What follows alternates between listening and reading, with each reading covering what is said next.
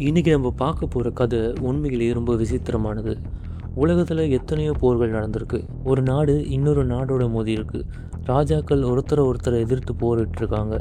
ஆனால் ஒரு நாட்டோட அரசாங்கமும் அந்த நாட்டு இராணுவமும் சேர்ந்து சில பறவைகளுக்கு எதிராக போர் அறிவித்த கதையை எங்காவது கேட்டிருக்கீங்களா? கேட்குறதுக்கு ஒரே காமெடியாக தெரிஞ்சாலும் இது 1932 ஆஸ்திரேலியாவில் நிஜமாகவே நடந்த ஒரு சம்பவம். நவீன ரக மிஷின் கன்ஸோட களத்தில் இறங்கின இராணுவ வீரர்களை வெறும் ரெக்கைகளை வச்சிருக்கிற சில பறவைகள் எப்படி ஓட விரட்டுச்சு. அந்த பறவைகள் அப்படி என்ன பிளான் போட்டுச்சு? ஆஸ்திரேலியா வரலாற்றில் ஒரு பெரிய அவமானமாக பார்க்கப்படுற த கிரேட் இமு ஓர் பற்றி தான் இன்றைக்கி வீடியோவில் ரொம்ப டீட்டெயிலாக பார்க்க போகிறோம். வீடியோக்குள்ளே போகிறதுக்கு முன்னாடி நீங்கள் நம்ம சேனலை சப்ஸ்கிரைப் பண்ணலன்னா சப்ஸ்கிரைப் பண்ணி பக்கத்தில் உள்ள பெல் ஐக்கனையும் கிளிக் பண்ணுங்கள். அப்போ தான் நம்மளோட லேட்டஸ்ட் வீடியோஸ் அப்டேட் உடனே உங்களுக்கு கிடைக்கும்.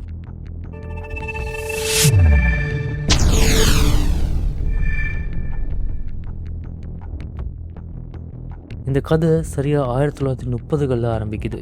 முதல் உலக போர் முடிஞ்சு நாடு திரும்பின ஆஸ்திரேலியா வீரர்களுக்கு அந்த நாட்டு கவர்மெண்ட் ஒரு ஆஃபர் கொடுக்குறாங்க. வெஸ்டர்ன் ஆஸ்திரேலியாவில் இருக்கிற நிலங்களில் நீங்கள் விவசாயம் பண்ணி பிழைச்சிக்கோங்க அப்படின்னு நிலத்தை ஒதுக்குறாங்க. துப்பாக்கி ஏந்தின கைங்க இப்போ ஏறு பிடிச்சி கோதுமை விவசாயம் செய்ய ஆரம்பிக்குது.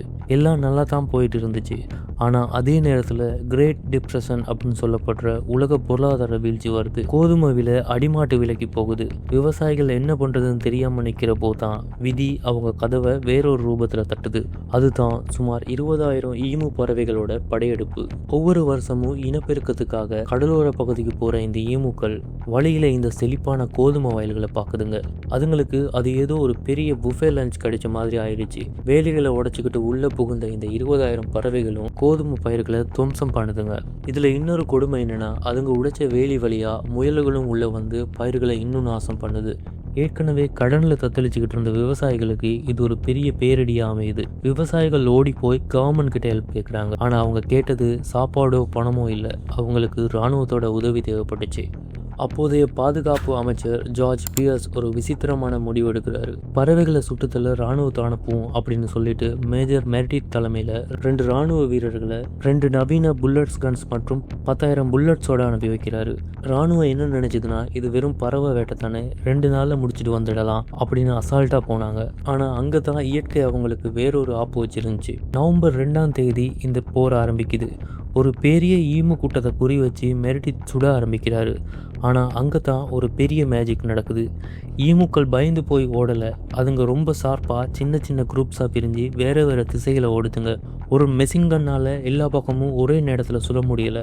முதல் நாளில் வெறும் 10-12 பறவைகள் தான் சேர்த்துச்சு. மெரிடித் செம்ம ஷாக் ஆகிட்டாரு.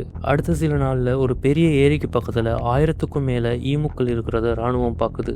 இந்த தடவை மிஸ் ஆகக்கூடாதுன்னு ரொம்ப பக்கத்தில் போய் சுட தயாராகிறாங்க. ஆனால் அங்கே தான் ஒரு ட்விஸ்ட். திடீர்னு கன் ஜாம் ஆகிடுது. அந்த கேப்பில் ஈமுக்கள் மின்னல் வேகத்தில் எஸ்கேப் ஆகிடுதுங்க.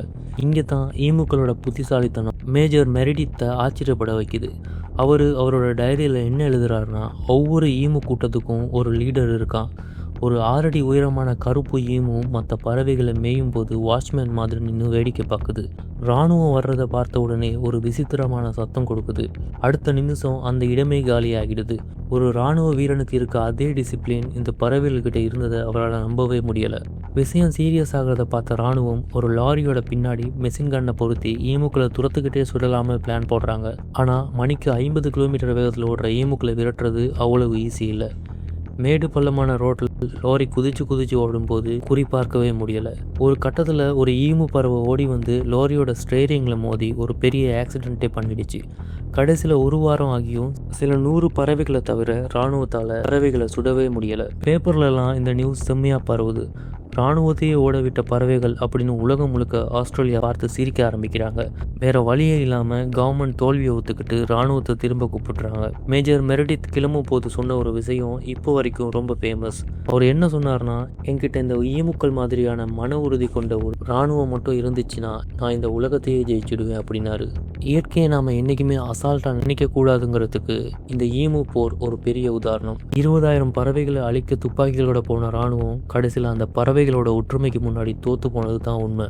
இன்றைக்கும் ஆஸ்திரேலியாவில் ஈமுக்கள் ஜாலியாக சுற்றிக்கிட்டு இருக்கு, அந்த தோல்வியோட அடையாளமாக. ஸோ இந்த விசித்திரமான கதையை பற்றி நீங்கள் என்ன நினைக்கிறீங்க கமெண்ட்டில் சொல்லுங்கள். இந்த வீடியோ பிடிச்சிருந்தால் லைக் பண்ணுங்கள். இதே மாதிரி இன்னும் பல விசித்திரமான மர்மமான வீடியோட உங்களை வந்து சந்திக்கிறேன். பாய்.